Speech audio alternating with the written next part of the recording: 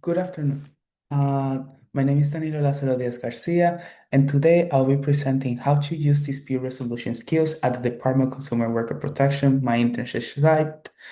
This is because of the Sociology 381 class with Dr. Maria R. Bope, our professor. So let's get started. What's our agenda for today? Today, I'll be presenting first what is Department of Consumer Worker Protection, how does it work, and how do we do mediation. Then we'll discuss dispute resolution skills needed and used inside the Department of Consumer Worker Protection. And then we'll speak on how we use the five concerns to de-escalate situations. So, what is the Department of Consumer Worker Protection? Well, it's a city government agency that works with consumers and businesses, and we mediate disputes between each other. So we get files from consumers, and they get sent to us, mediators. And after we get these files, we act as third parties to facilitate the communication between each other and reach a resolution that simply satisfies all parties. All mediations conducted via phone calls and emails, so nothing physical, which creates this blockage of you cannot see me, so you cannot see if I'm actually interested in the conversation, right? Well, by using dispute resolution skills, you can kind of leave that area. So, for example, some dispute resolution skills that have been really helpful for me during this internship site is first of all, active listening. You focus completely on the consumers and make them understand by allowing them to speak that you understand their perspective, their feelings, and their core problems. With empathy, you acknowledge and validate the consumers or the business emotions. You don't have to agree with their position, but just acknowledge their feelings, their concerns.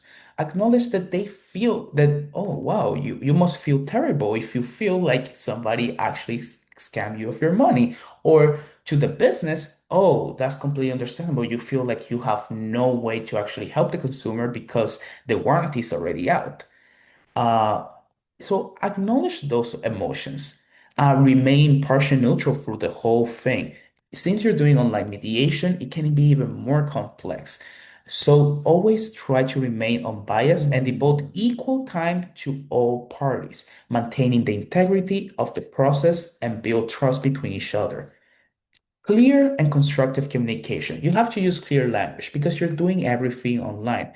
And because you're doing everything online, you have to understand that they might not understand you. And when that happens, you can use rephrasive and summarizing. Rephrase complex issues, not only for for you for your understanding, but rephrase it for to make the consumer and the business see that you're actually understanding their complex issues and that you actually want to solve them. By rephrasing and summarizing, it ensures everybody that they're in the same page. Like you're the same page, the consumer is the same page, and the business is the same page.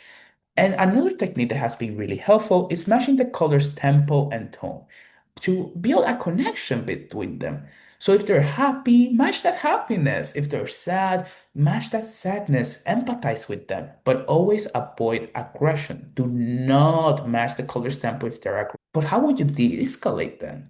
Well, you de-escalate using the five core concerns: appreciation, autonomy, affiliation, status, and role. So, how does this ones work? Well, appreciation. Acknowledge and validate the other person's feelings and perspectives with their position. Use phrases like, I can see why you would be frustrated with this, and or thank you for explaining your viewpoint. This makes everybody feel appreciated and by itself makes a consumer or a business that is yelling at you understand that you're trying to understand them and that you actually are understanding and appreciating them. Autonomy. Give a people a sense of control and choice over the whole mediation process. You're there to facilitate, communicate. You're not there to make decisions. The consumer, the business should feel like they're controlling the situation. Affiliation. Emphasize shared goals. Make everybody feel trustworthy between each other, that everybody's trying to create a solution. Because if you create that affiliation, then the consumer's response and the business's response will be clearer and better for everybody. Status. Recognize the other person's standing and contribution, not only in the mediation, but in their daily life with the business. Hey, I appreciate your experience through all this process. but the consumer feels this way. Is there anything that we can do to work this out? And that usually leads to better results. Role clarifies the purpose of each person's role and the process itself to create a sense of order and purpose that allows everybody to understand where they stand in the mediation. We can conclude this that first of all, I recommend using these dispute resolution skills and techniques in any workplace setting, in any dispute resolution setting.